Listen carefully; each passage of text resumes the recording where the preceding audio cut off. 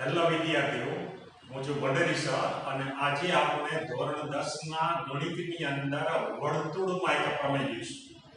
પ્રમેય નંબર 10.2. વર્તુળની અંદર મુખ્ય બે પ્રમેય છે અને બંને પ્રમેય અગત્યના અને બંને પ્રમેય એકદમ નાના છે. આજના વિડીયોની અંદર આપણે પ્રમેય 10.2 જોઈશું અને 10.2 પ્રમેય છે કે વર્તુળના કોઈ પણ વર્તુળ હોય તો એ વર્તુળની બહારના બિંદુમાંથી વર્તુળને દોરેલા સ્પર્શકોની લંબાઈ સમાન. તો ખાસ કરીને વર્તુળના સ્પર્શક એની લંબાઈ એટલે માનો કે આ વર્તુળની બહારનો બિંદુ છે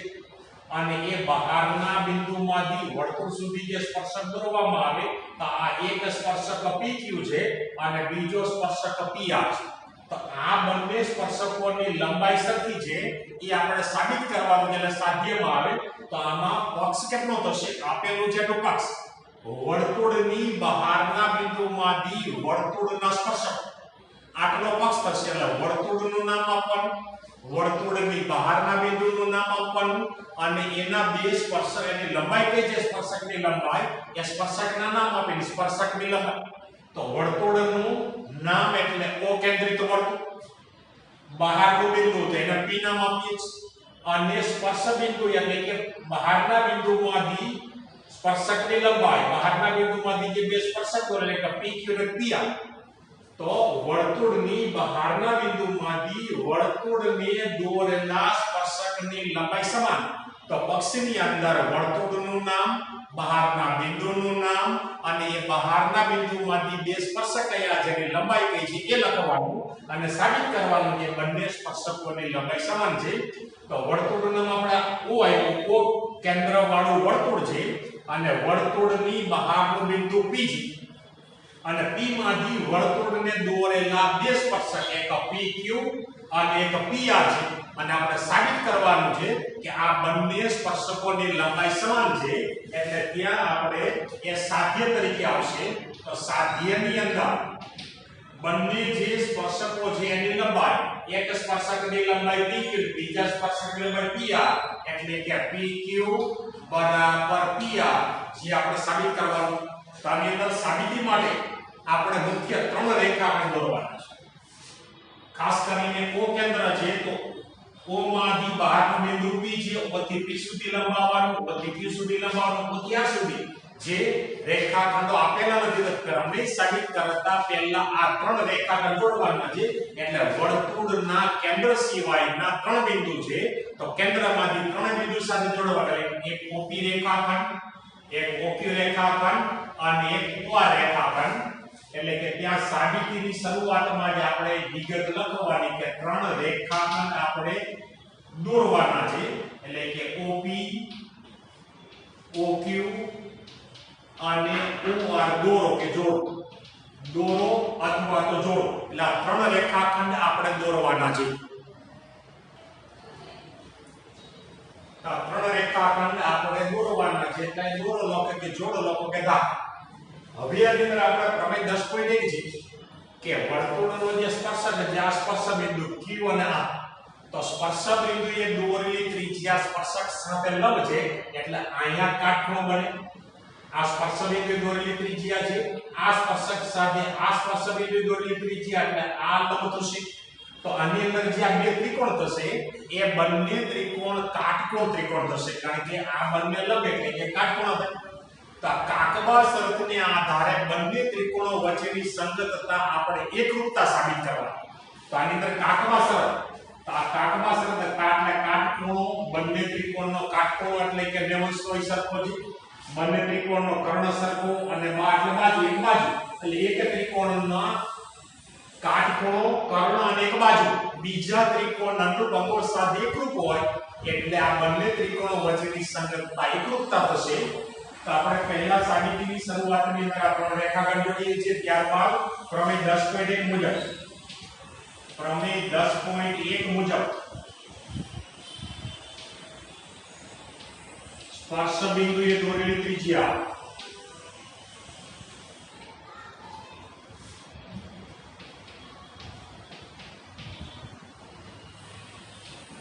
સ્પર્શક સાથે લંબ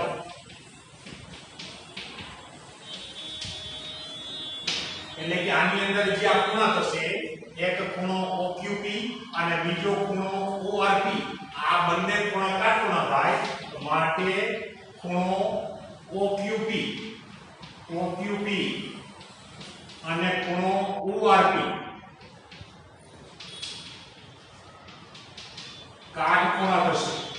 હવે આપણે જે સાબિત કરવાનું તો બંને ત્રિકોણના નામ અને બંને ત્રિકોણની અંદર આ ત્રણ સરખા જે આપણે બતાવવાનું તો બંને ત્રિકોણનું નામ તો આપણે અહીંયા જે ખૂણા લખ્યા એ જ આપણો ત્રિકોણ છે એક ત્રિકોણ OQP ને એક ત્રિકોણ ORP આ ત્રિકોણ OQP અને ત્રિકોણ ORP આની અંદર કઈ કઈ બાબતો સરખી છે તો પહેલા આપણે આ ક્રમ પ્રમાણે આ ડાબા ક્રમમાં પણ આ ક્રમ પ્રમાણે પહેલા કાટખૂણો બેમાં સરખો બતાવવાનો કયો કાટખૂણો છે કે બંનેમાં કર્ણ બંનેમાં બાજુ તો અહીંયા જે આ ત્રિકોણ છે એ જ ત્રણ અક્ષર વડે આપણે Q અને R એ વચ્ચે અક્ષર છે એટલે એ કાટખૂણા એ જ આપણે દર્શાવેલ છે એટલે કે ખૂણો OQP બરાબર ખૂણો ORP આ બંને ખૂણા સરખા થાય સરખા થવાનું કારણ કે આ બંને ખૂણા કાટખૂણા છે એટલે કાં લખવાનું કે બંને કાટખૂણા છે તો કાટખૂણાની જોડ બંનેમાં સરખી થઈ ગઈ પછી કર્ણ એટલે કે કાટખૂણાની સામેની બાજુ કર્ણ આ ત્રિકોણ છે આ ત્રિકોણની અંદર આ કાટખૂણો છે તેની સામેની બાજુ OP થશે એ જ રીતે આ ત્રિકોણ છે તે એમાં આ કાટખૂણો છે એની સામેની બાજુ OP થશે એટલે બંને ત્રિકોણની અંદર કર્ણ OP છે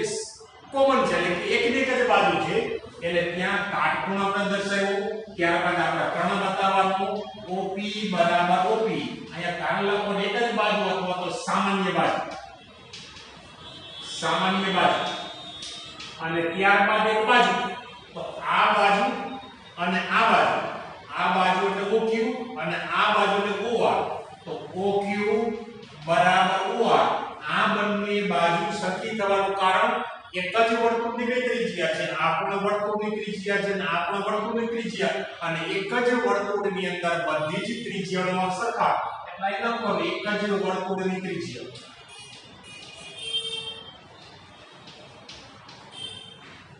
એટલે આની અંદર ત્રણ બાબતો કાટખૂણો કર્ણ અને બાજુ સરખી થઈ એટલે આ બંને ત્રિકોણો વચ્ચેની સંગતતા કાકબા શરત અનુસાર એકરૂપ થશે એટલે કે આપણે ત્રિકોણ OQP એકરૂપ ત્રિકોણ ORP આ એકરૂપ થશે એકરૂપ થવાનું કારણ કાકબા શરત અને જ્યારે કોઈ પણ શરતને આધારે બે ત્રિકોણોની સંગતતા એકરૂપતા થાય તો એના અનુરૂપ અંગો અને અનુરૂપ બાજુ એકરૂપ હોય એટલે હવે એની અંદર આપણે જે જરૂરિયાત કઈ છે આ બે બાજુ એટલે આ બાજુ અને આ બાજુ આ બંને સરખી છે સીધું આપણે લખી નાખવાનું કે માટે PQ બરાબર PR આ બાજુ સરખી થશે એટલે એકદમ નાનો પ્રમેય છે ખાસ કરીને તમારા બે ત્રિકોણના નામ અહીંયા આ એક ત્રિકોણ OQP અને આ ત્રિકોણ એટલે ORP કાઈ માનો કે તમને ન સમજાય તો આ ક્રમની અંદર તમારે ત્રિકોણના નામ યાદ રાખવાના આ બંને ત્રિકોણના નામ લખ્યા આ બંને ત્રિકોણમાં કઈ કઈ બાબતો સરખી છે તો એક તો આ ક્રમ પ્રમાણે આપણે લખવાનું કાટખૂણો પહેલા બંનેનો સરખો બતાવવાનું ત્યારબાદ કર્ણ લખવાનું અને ત્યારબાદ બાજુ લખવાનું તો અહીંયા જે ક્રમની અંદર આપણે અક્ષરો લખેલા છે એ જ બંને ખૂણા કારણ કે બંને કાટખૂણા છે ત્યારબાદ એક કર્ણ તો કર્ણ એટલે કે આ OP બંને ત્રિકોણમાં એકની એક જ બાજુ OP બરાબર OP એટલે સામાન્ય એકની એક જ બાજુ છે અને ત્યારબાદ એક બાજુ તો આ બે બાજુ OQ બરાબર OR અને એક જ વર્તુળની ત્રિજ્યા એટલે ફરીથી આના આ જ ત્રણેય અક્ષરો આના આ જ બે ત્રિકોણ OQP અને ORP એ એકરૂપ થશે એકરૂપ થવાનું કારણ કાકબા શરત છે અને જ્યારે બે ત્રિકોણ થાય તો એના અનુરૂપ અંગો એટલે કે એની અનુરૂપ બાજુ સરખી તો આપણે જરૂરિયાત છે PQ અને PR તો PQ અને PR સરખી થશે એકદમ નાનો પ્રમેય છે અને એકદમ સરળ પ્રમેય છે અગત્યનો પ્રમેય છે બરાબર યાદ રાખજો હજી એકવાર સમજી અને જાતે લખી નાખજો